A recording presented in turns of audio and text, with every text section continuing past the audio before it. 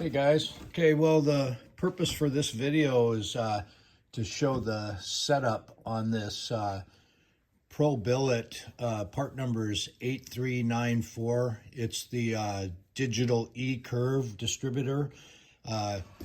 It's ready to run, and we'll get into the the digital E distributor in a little bit. But first of all, I want to show you the regular old distributor that I pulled out of the truck, and it's the GM style HEI, where the coil is right in the cap here. Super easy to set up. It does have the male like spark plug end. Have to use the plug wires that go over these male studs, but super easy to hook up. One wire here for your power, 12 volt constant with keyed ignition, and the other one is to the tach. And then of course your distributor plugs into the back wires in it right there. So yeah, power to there, tach to there. Okay, so now let's get to why I replaced this.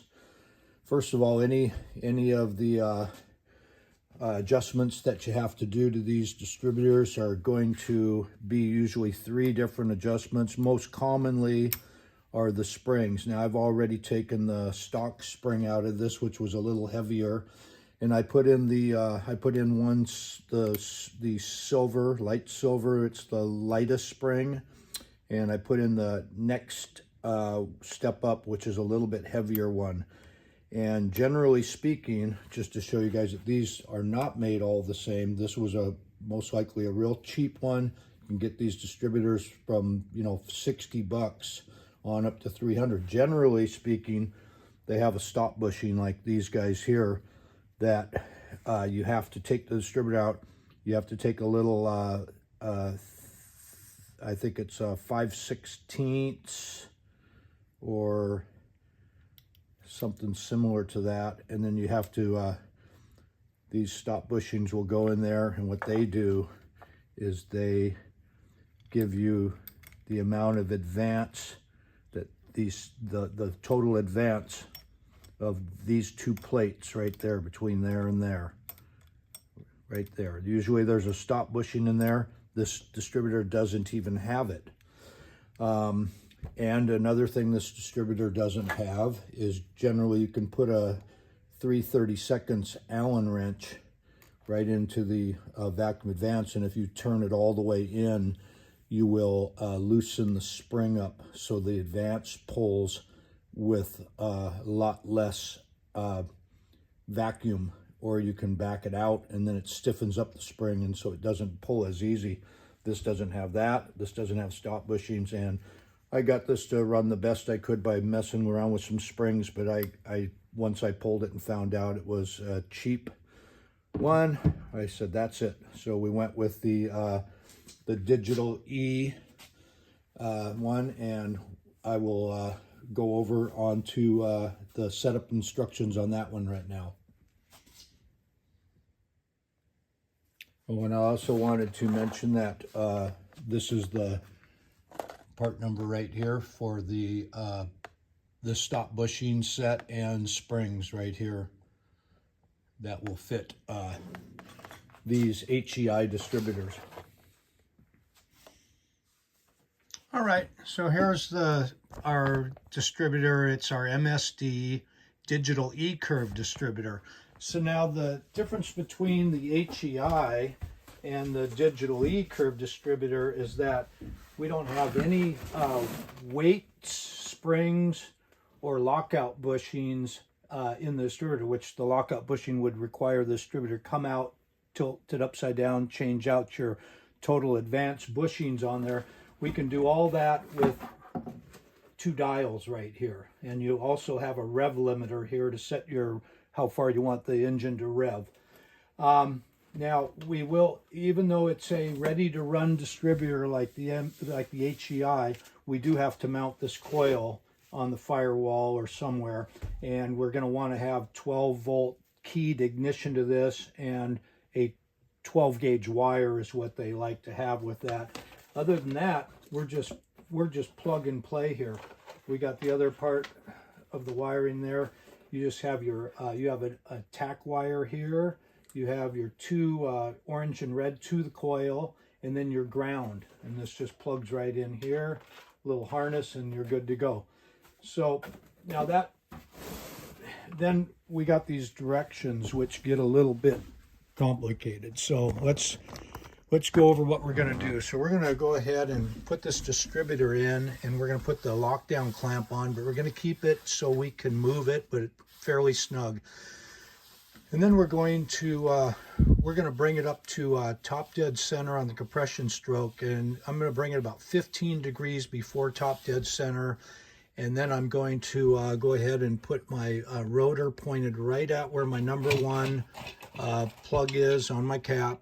And then that way she should fire off real good at 15 degrees before. Okay, so then what we're going to do is we're going to come in here and we're going to set these 2 screws here, one at 1 and one at 7, and that is a lockout for this distributor. And when you go over here to the directions here, it gives you this advance curve here, your vacuum advance scale. And if you see here in Q, R, S, and T, you're going to have these either all those are lockout. Q, where you see this 1-7 here, if you go up here to your lockout, you'll see that Q is locked out, and it won't retard the curve when you go to start. Now, if you wanted to run this with a locked out distributor at the strip and you could go R, S, and T, and you can get anywhere from 10, 15 to 20 degrees of a retard for a start. And once you hit 600 RPM, it'll jump right up to fully your total timing that you want it. But in our case, we're going to run a vacuum advance, so we won't be locked out. So we'll start out at Q down here on our scale 1 and 7. So that's what we're going to go ahead and start the car at. And in idle, we're going to turn the distributor, and we got our timing tape or our dial back timing light, and we're going to go ahead and advance it to 34 degrees where we want our total to be at. Then we're going to shut it off and lock the distributor down tight, and that's where it's going to stay. It's always going to be at 34 total advance. Then you got these 2, you got your advance curves. What we're going to do is we're going to use a 15 degree advance curve. So when you start the car up, your initial is going to come 15 degrees off that total. So we'll be idling at a 19 degree advance, and that should be real good. These cars really like, the small block Chevy really likes, in most cases, a lot of advance. So I'm going to start out with K there. And so if you come down here, you gotta look at, this is where it gets kind of a little bit confusing. You got columns that run up and down, and you got rows that run across. So if I take K, I'm going to come down to the first row, and I'm on 1 and 1. So I'm going to set my dials to 1 and 1 on the distributor. What that's going to tell me is that in row 1 right here, I'm going to have 10 degrees advanced at 10 inches of vacuum. That's going to be in addition to my 34 total. Up here, I'll be initial at 19. On the K, I'm going to start advancing at 1100 RPM, and K is going to be fully in at 25 degrees. That's halfway between this. If I wanted in at 3000, I'd jump over to J, so forth and so on.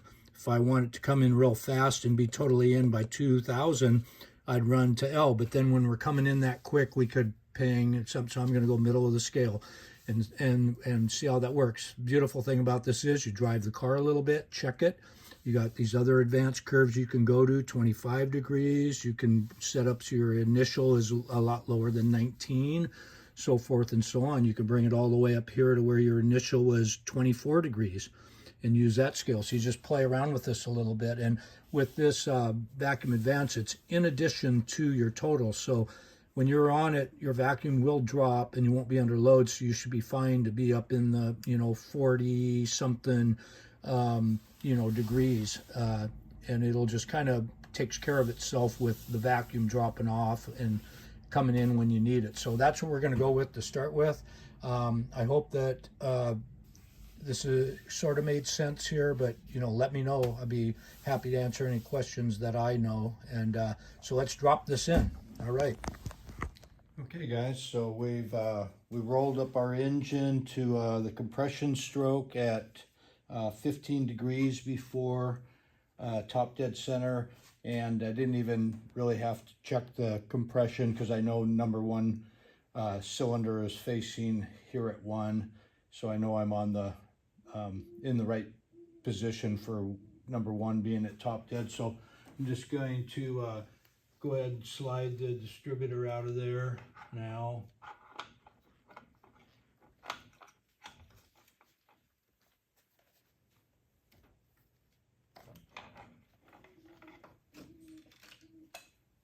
Alrighty.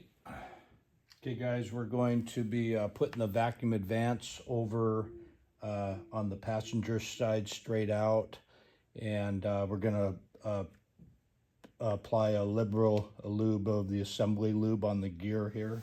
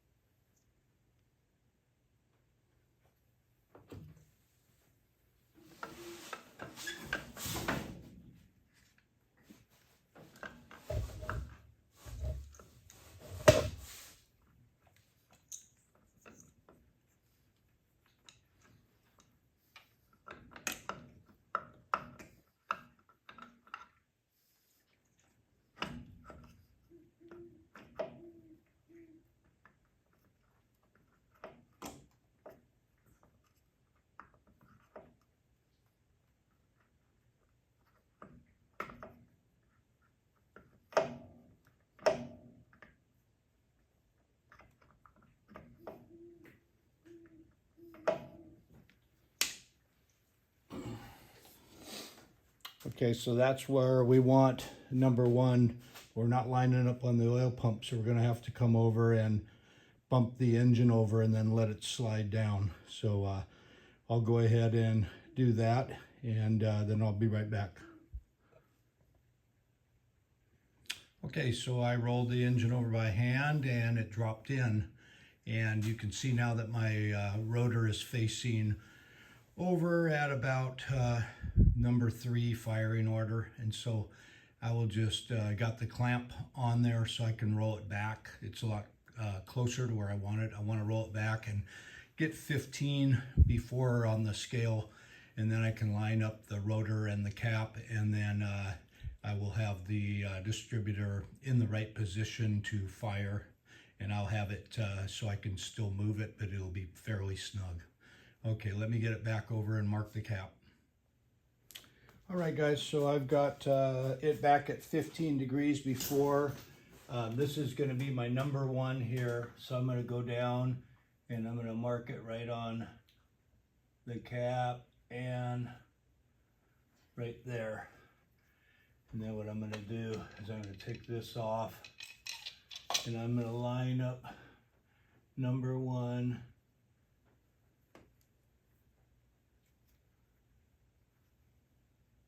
with that right there. Now she should be firing right on. Go just a little bit more right there. Okay, she'll be firing right on 15 degrees right there. So I can go ahead and put the cap back on and wire up the distributor. I'll wire up the coil, and then we should be able to crank her over, and then we'll go ahead and set our total at idle. All right, guys, so I got the distributor all in, and it worked out really good. So I'll tell you exactly, I'll recap again on what I did here. And so on this chart right here, what we did is we came up to 15 degrees before top dead center, and I had the rotor facing number one firing order on the cap, and we locked the distributor out here. It's this right here, it's 1 and 7 on the dials inside. That locks it out. That is up here on this Q, and there's no retard on this. It just stays locked out. So then what we do is we fire it up and we advance the total on it to 34 degrees on the scale there. And when I get to 34, I shut it off, and then I'll lock the cap down, or I'll lock the distributor down to the manifold so it can't turn. Then what we do is we come in here and figure out which scale we want. Now I took this 15 degree advance curve and I went with K. It's kind of right in the middle of the road here. So if I come down here, I was going to try to get you guys in a little bit better here if possible, right there. So on the K, come down to row 1. Row 1 is 1 on the vacuum advance, so that means I'm going to get 10 degrees at 10 inches of mercury in addition to my total, but that'll come in later. So on the row 1 and K, 1 and 1. So I change the second dial in there to 1. And then after I do that, I put the cap back on, fire up the car, and give it the timing light, and sure enough, it retards it back 15 degrees from the total, and so I'm at 19 degrees. And then it brings in, I'm going to start advancing at 1100 RPM, and I'm fully in at 2500, right between these two. You can zoom in if you want to a little bit, but that brings me in, fully in at 2500. Now, if I don't want to have the 34 total in until later, like at 3500, I can change these scales and I can jump around, and I can go 20 degrees in advance curve, 10 degrees, and 10 degrees would give me an initial timing of 24 degrees. And the motor loves being advanced, so I'll drive it at K. Next thing I'll do is jump over here, and I'll go to probably the middle of O and N, and that will have me an initial at 10 degrees under my total. And I can pick if I want a steep curve for the advance. And then if I want to, I can jump down here. Let's just say that I decided that maybe I want to have 10 degrees in advance at 5 inches of mercury. I can jump down here and go to this third line over here. That would set my dials from 1 and 1 to 5 on the first one, 1 on the second. So you kind of see how that works. And you got 100 different combinations here that you can go on. So you just you can jump from the middle of one to the middle of the other, and then jump around on these rows on your vacuum advance here, and just play with it and see what it is. So I've got it set up on K right now, and I'm going to take it for a little drive. And yeah, I just wanted you guys to I wanted to thank you for watching the video. I hope that if anybody wants to run a digital E-curve distributor, this helps, because these directions are tough. I spent some time on them, and it makes sense when it makes sense, but before that it's like a foreign language. But yeah, so anyways, that's it, guys, and appreciate you watching, and we may catch you for a little test drive. If not, I'll catch you on the next one.